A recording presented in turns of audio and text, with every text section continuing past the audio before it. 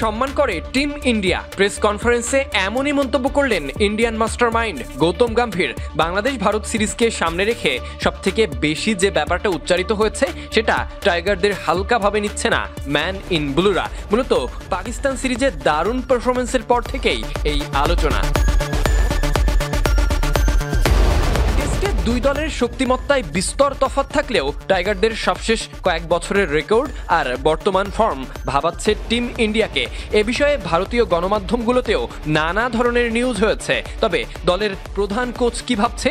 সংবাদ সম্মেলনে শুরুতেই এমনই প্রশ্নের মুখোমুখি হতে হয়েছিল ভারতের কোচকে।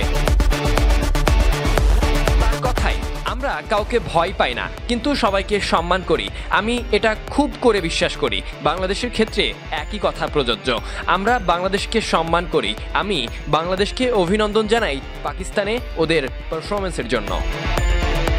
মূলত বাইরে আলোচিত ভয় জাগা নিয়ে যে ব্যাপারটা, সেটার কারণ পাকিস্তানের মাটিতেই ধবল ধোলাই করে ভারতের মাটিতে পা রেখেছে শান্তর নেতৃত্বাধীন দলটা। তাই বাংলাদেশ দলের শক্তির জায়গা বিবেচনা করেই তিনি বলেন, এই সিরিজটা নতুন প্রতিপক্ষ তারা, অর্থাৎ বাংলাদেশ খুব কোয়ালিটিফুল সম্পূর্ণ একটি দল। আমাদের জন্য আমাদের সেরা ক্রিকেটটাই খেলা জরুরি, এটাই গুরুত্বপূর্ণ। হ্যাঁ, তাদের সাকিব, মুশফিকুর রহিম এবং মেহেদী হাসান মিরাজরা অনেক অভিজ্ঞ, বোলিং আক্রমণেও বেশ ভালো। তবে আমরা প্রথম বল থেকে খেলায় থাকতে চাই। সাথে প্রতিপক্ষের দিকে না তাকিয়ে নিজেদের খেলাটাই মাঠে খেলতে চায় টিম ইন্ডিয়া। নিজেদের চ্যাম্পিয়ন মনে করিয়ে তিনি বলেন, চ্যাম্পিয়ন দলগুলো এটাই করে, ওরা প্রতিপক্ষের দিকে তাকায় না। সব মিলিয়ে এখন পর্যন্ত দুই দল 13খানা টেস্ট খেলেছে।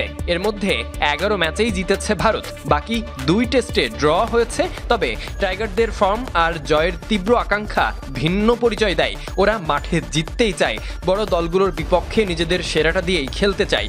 দুই যুগের অবসান ঘটিয়ে টাইগাররা নতুন সূচনা করতে পারে কিনা সেটাই দেখার অপেক্ষা। Sadiq Ahmed, Sunny, BD ক্রিক time.